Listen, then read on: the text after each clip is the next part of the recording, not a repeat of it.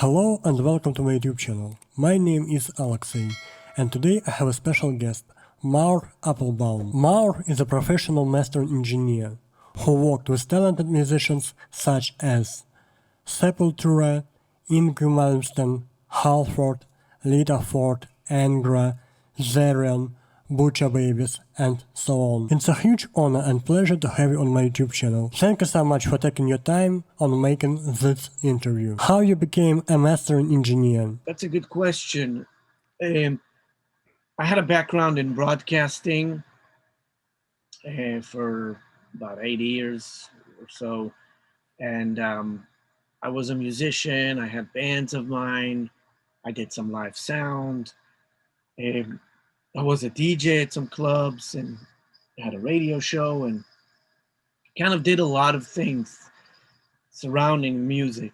Music journalist in a few magazines and webzines and just all around kind of things. And I felt that my connection, because I kind of touched different areas, I felt like I can bring the best of me to the table when it's the buffer between the listener and production. So I'm sitting at the end, kind of where I can touch it, approach it, with an objective and fresh perspective, but just in the end section where it's presented to the audience, because I had the background of working, as a DJ or a music journalist, and also, being a musician and experiencing, the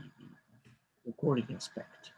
My second question is, what is the mastering in your opinion? Mastering is the final step in the production that is responsible for, if you want to call it, optimizing or presentation of the final sound. It could be just a little, it could be a lot, whatever's needed, but it's more about taking what's already existing and making it fit sonically with the artist's vision to improve it. And improving doesn't mean just making it better in a way. It just makes it improving it into the concept of what's needed to be presented. If it needs to be brightened or darkened or more aggressive or less, if it needs to be more dynamic or less dynamic, if it needs a combination of everything. There's a lot of ways to approach it, but it's basically the presentation of how things are perceived and letting the audience engage more with it. It's a lot of subjective things. Just like looking at a picture. The picture is the music and the mix, and then the way you put the lights on the picture or the frame that you put the picture in, that's kind of the mastering. It's how it's being presented, and it could affect the feel of how it is due to that presentation. If you put a certain bright light on a picture, it will showcase certain colors more. It will showcase areas in the pictures more depending on the angle and the brightness of the light. Also, the frame surrounding it will give you a different presentation. If it's a brown frame or a silver frame or a wooden frame or a metal frame, or if there's anything behind it, will always be part of the big picture of the presentation of the actual picture. So I think that's kind of how you can visualize mastering. My next question is, what is the main difference for you about analog mastering versus digital mastering? Both digital as plugins or analog are tools to work with, and both can yield amazing results.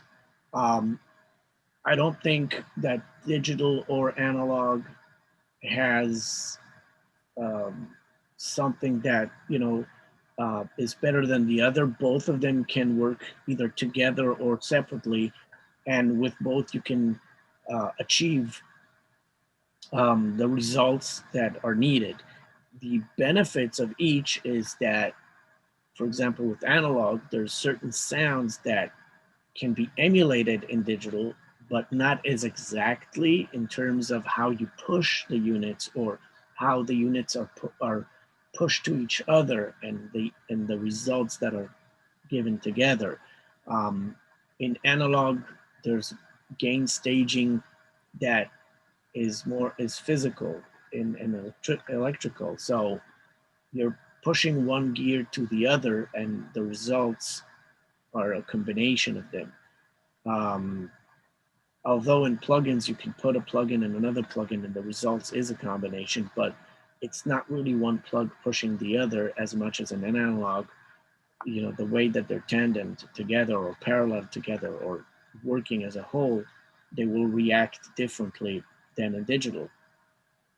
That being said, in analog, there's more variables surrounding the gear, such as the quality of your electricity, the quality of the converters, the cables, the clocking, everything is surrounding that will affect the sound. Where in plugins, you're more affected, you know, by how the DAW is, and of course you are affected by clocking of the program itself, but it doesn't have the variants that in analog are part of the picture. And that's why sometimes people are not liking the analog as much as the digital. But in other cases, if the setup works together really nice, then they might like the analog more. So, you know, both are valid tools to get amazing results, and you can. I love using analog gear, and I have digital hardware and digital plugins, of course, and I find that working with all of them are beneficial for me. My next question is, how people should prepare their mixes before sending them to a mastering engineer? The best answer, at least that I can give, is communicate with the mastering engineer and try to see what works best for him, because every mastering engineer is different, and some like to get files in a certain way. Like in my case, I would like to have both files, like your loud version and your not loud version, if you have one. You know, if you don't, then, you know, give me what you got. I'll work with it. Um, you know, headroom is good to have in case things are pushed in a way that there's a problem. But on the other hand, sometimes the sound of what's given there without the headroom is the sound of the song. So there's no rule of thumb, but I can tell you this, that um, the more you push things, the more the sound becomes part of that push. And sometimes when you back off, you'll get more clarity if you want that. Um, and if you just want it as is, then work with it as is. But if you want to get more clarity and depth, uh, maybe some more 3 dimensions, sometimes you'll have to go back a bit, because then it's less pushed in. So regarding, you know, -3 or -6 or it's not a bad idea to have headroom if you need that headroom to get, you know, better clarity and sound, but it's not a necessity if your sound is built without that. If your sound is built on a lot of processing that you've done that pushes it hard, or because you pushed your faders up and it all summed up really loud, and that's your sound, then keep it as is. That's your sound. So there's a lot of ways to approach, you know, how much to push and if to push, or to just leave it as is. And I think that communications is the key. Talk to the mastering person. They might say, yeah, send me as is, or can you send me like that, or whatever they'll say. They might request a few versions, whatever they'll ask. If you communicate with them, you'll have a better chances of getting them what works for them and for you. My next question is, how to master an album? When I do a single EP or an album, they're all different entities in the way I approach it, because a single is one song and I'll just do it based on that. When I do an EP or an album, I'll master the songs to fit together so they'll work cohesively and have some consistency in terms of how they flow and in terms of sonics. In terms of levels, I don't have a set goal because some records need to be lower, some can be in the middle, and some want to be loud. So there's no specific LUFS target that I'll go for. Anyway, what goes out from here and enters the streaming area is dependent on the aggregators and what they'll do to it in terms of conversion, in terms of what the platform algorithm will either lower down, level it up, limit it, whatever they'll do. Each platform is different and responds different to the incoming signal, music. So I don't have a one specific a set of numbers to work with. Every record I've done is different than the other. Every artist that I work with is different than the other. It doesn't matter what type of music. I've worked anything from cinematic, orchestral, jazz, choral music to acoustic to rock, pop, prog rock, punk, metal, industrial, gothic, EDM, whatever genre there are, you know, blues. They're all different and it's all custom made for the client's music and sound. My next question is, can you create professional masters at bedroom? If you know what you're doing, if you're testing what you're doing and making sure it translates well on a lot of systems, if you're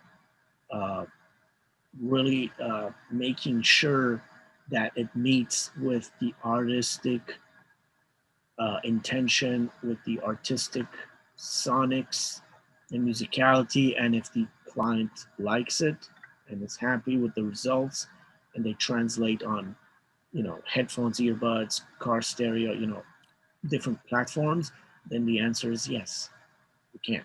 My next question is, do you master for Apple Music, iTunes or Spotify, or you do one general mastering for all platforms? I like to master it to one sound that is consistent and will translate on most playback systems and on most headphones, earbuds, car stereos, hi-fi systems, whatever it is, that it will sound good on all of them.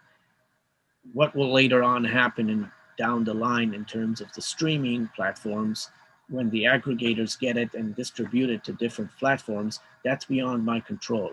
And it's better that I'll just give them one thing that I know that works well. If there's a problem in one of them, then now how do I know to fix it? So I prefer just going one and giving them that one where everybody's happy and approving. And if there's a problem, then either we deal with it by fixing it and then resending it, or we know that something maybe happened on the way in the conversion. But, there is a thing about different LUFSs, that's true, but if you look at the big picture, anyway, they're going to lower it down. And if the clients are happy with the result and it sounds good, then I prefer giving the artist something that they approved and are happy with and don't have something different now that they're not sure of. So consistency is important, I think. And my final question is, can you please tell me something about your upcoming plugin with Plugin Alliance, Owen? It has a 3-band EQ boost and cut, low end, mid range, and high end. And then it has another high end, more of the upper range of the, kind of we call it sizzle. It's the upper range. That's only a boost.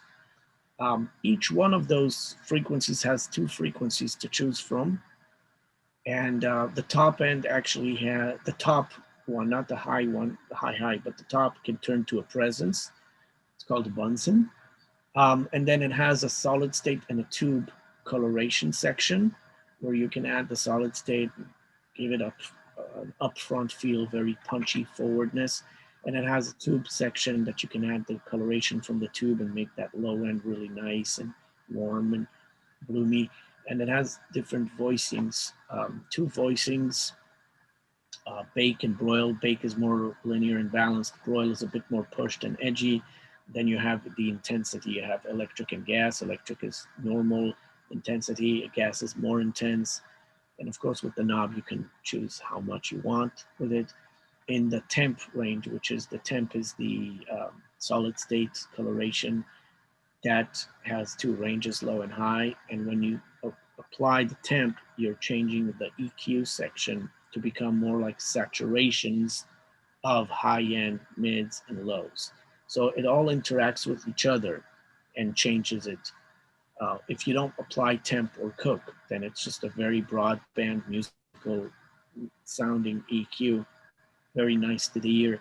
But once you apply the temp or the cook or both, it will affect how that EQ becomes, and it becomes more like multi-band saturator or something like that. They become more part of the saturation. The actual unit is called the oven, and it's a real hardware unit. The plugin is going to be an emulation of it, done by Brainworks and released and distributed by Plugin Alliance. And it's going to come out at the end of 2021, beginning of 2022. Well, the oven, and you see the flow is like the output trim. It just attenuates the output because the unit will gain level. And then sizzle, that's like the upper frequencies, kind of like the air frequencies in a way. And you have two types of them to choose from, A and B. Then you have the top. The top has two frequencies as well to choose, A and B, and it has the Bunsen function, which turns the top to presence. And then again, you have two frequencies to choose from on these switches. Then you have the mid. In the mid, you got two areas to choose from. So also with the low end, you got lows to choose from, two lows. The cook has the gas and electric and bake and broil, and this is how much you push into. The temp, you got low and high, and then you got calibration, left and right to calibrate them to make them sound. Yeah, so hopefully that will be out, hopefully during this year. And it's a creative tool. You can put it on channels, stems, groups, mix bus, master bus. You can do anything from it. It's the quality of it is so good that you can put it on anything and work with it. Thank you so much for such a wonderful interview. It's a huge pleasure to talk to you. It's a pleasure. Again, good luck with everything. Please remember that times are hard now for a lot of people, and it's important that we appreciate and be well and be nice to people and support. And music is a gift for us, and sonics and sound and production and all that. It's something that is it's not just a hobby. Even if it's a hobby, it's a creation. It's something we put time and effort into, and we enjoy, and we release it to the world. So even if we just do it for ourselves. So wishing everybody the best and good luck with everything. Please don't forget to check out Maor's special courses. The links will be in the info box of this video. See you next time.